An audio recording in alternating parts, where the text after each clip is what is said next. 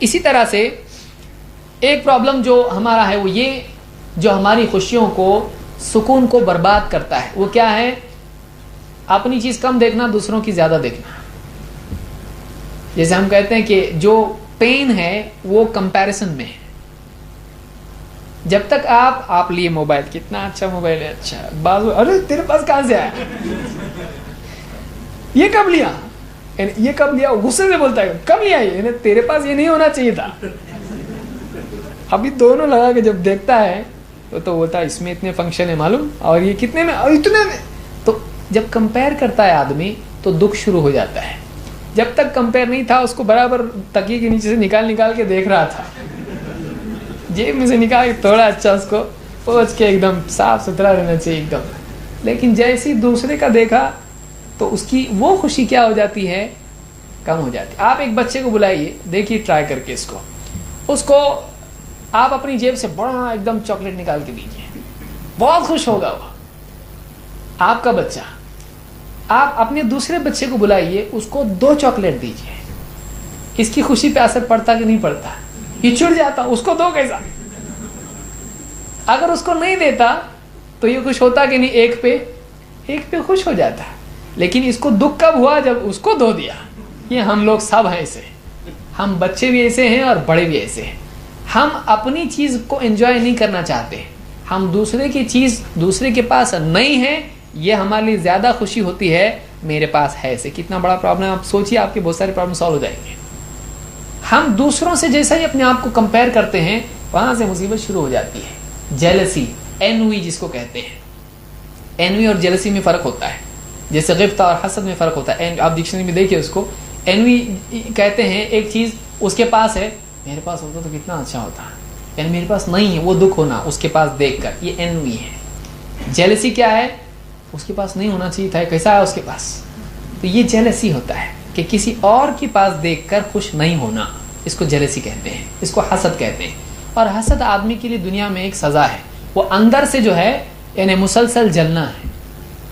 اندر سے اردو میں بھی بولتے بہت جلتا ہے، جلتے کوڑتے نہیں بیٹھنا، یہ بولا جاتا ہے اس کے لیے جیلسی، کہ ایک آدمی کا اندر سے دوسرے کی خوشی دیکھ کر پریشان ہونا.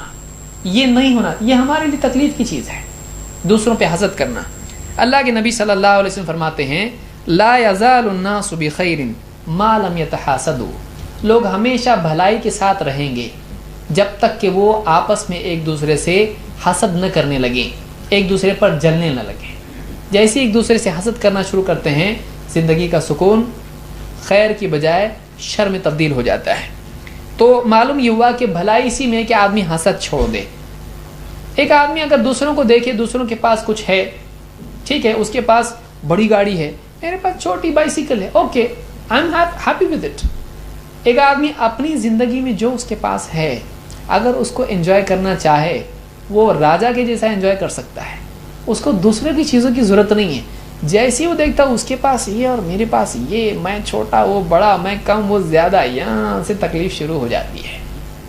ہم اگر یہ سوچے مجھ کو یہ پسند ہے، میں اسی کو پسند کرتا ہوں، مجھے یہ اچھا لگتا ہے، دوسرے کے پاس دنیا کا رہنے تو میرے کو کچھ نہیں ہوتا ہے، مجھ کو یہ اچھا لگتا ہے، یہ آدمی سکھی ہے.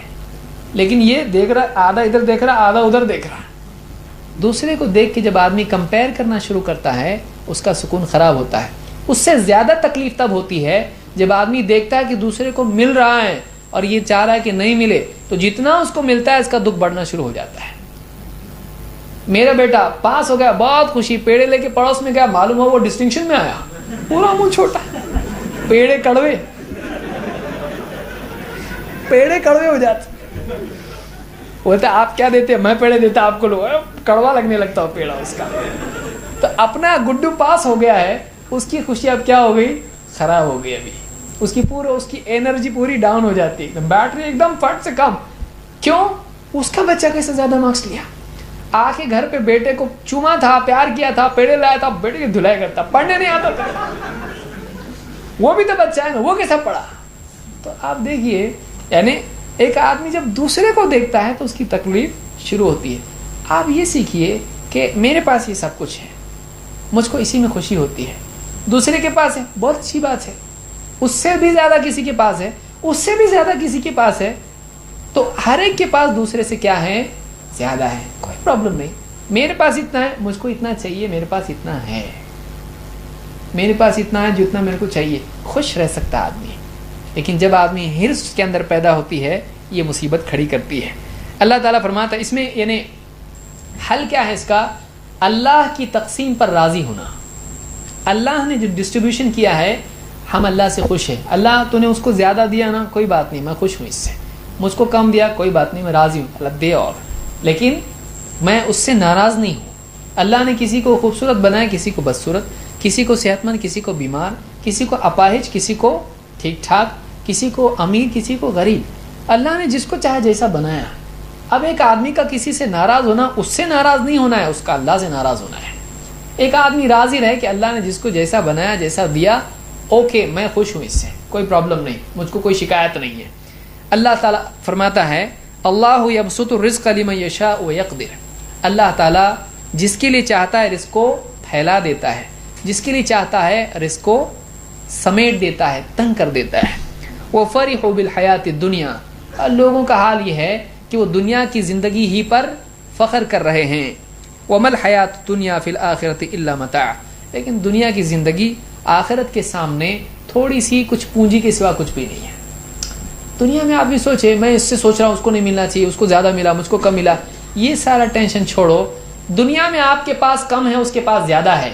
آخرت میں آپ کو زیادہ چاہیے تو کوئی روک سکتا ہے آپ کو؟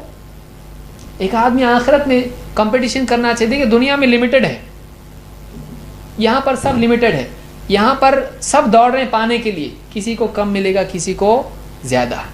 آخرت میں تو کچھ ایسا نہیں ہے نا. جنت لمیٹڈ ہے کیا کہ اتنی سیٹ جنت میں, اتنی سیٹس ہیں, جتنے لوگ جنت میں آئیں گے وہ پہلے آئے تو فرسٹ کم فرسٹ سب, ایسا ہے کچھ کہ پہلے جو اتنے آ گئے ان لوگوں کو ہی ملے گی جنت, باقی کتنا بھی اچھا کر کے آؤ ان کو باہر ویٹنگ میں رہیں گے, ایسا ہے کچھ نہیں. جنت کے لیے راستہ کھلا ہوا ہے. تو آدمی اپنی انرجی صحیح استعمال کرے.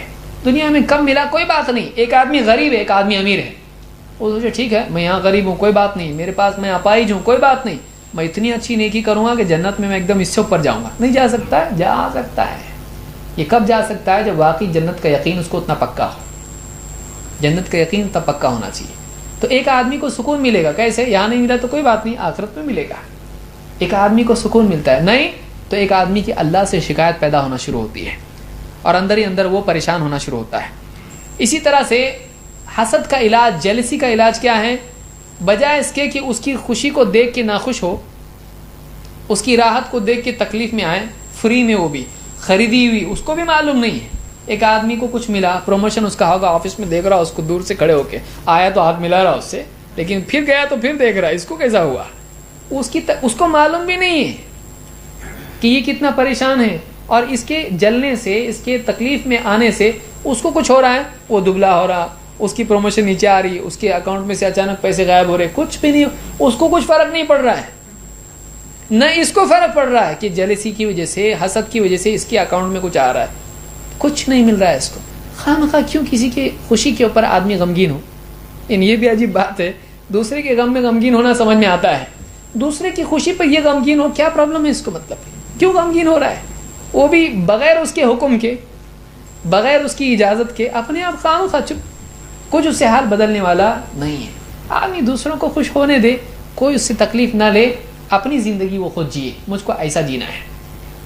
اور دوسری چیز اس میں یہ ہے کہ آدمی اللہ سے مانگ سکتا ہے.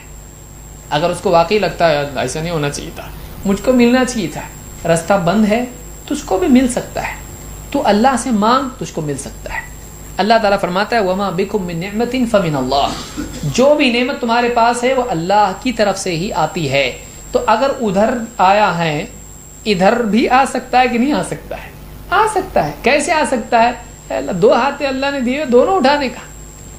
اے اللہ اس کو دیا, مجھ کو بھی دے. اللہ نہیں دے سکتا ہے؟ اللہ دے سکتا ہے. اللہ تعالیٰ نے بڑھاپے میں ابراہیم علیہ السلام کو اولاد دی. اللہ جو چاہتا ہے کر سکتا ہے. اللہ تعالیٰ مانگنے سے بندے کو دیتا ہے. تو اگر کسی آدمی کو دنیا میں کچھ مل رہا ہے, آپ کے پاس نہیں ہے, بجائے اس کے کہ آپ خامخواہ اس کے اوپر اپنے آپ کو جلاتے رہیں, آپ اللہ سے مانگیں تو آپ کو سکون ملے گا. میرا اللہ اس سے اچھا دے گا میرے کو, تو ایسا کر کے اللہ سے مانگے. اللہ اس کو دیا نا, اس کو موٹر کار دیا, مجھ کو ایروپلین دے دے. مانگے اللہ سے, اللہ چاہے تو دے سکتا ہے, کوئی مشکل نہیں اللہ کے لیے. ایک آدمی خود اللہ سے مانگے بجائے دوسرے پر جلنے کے.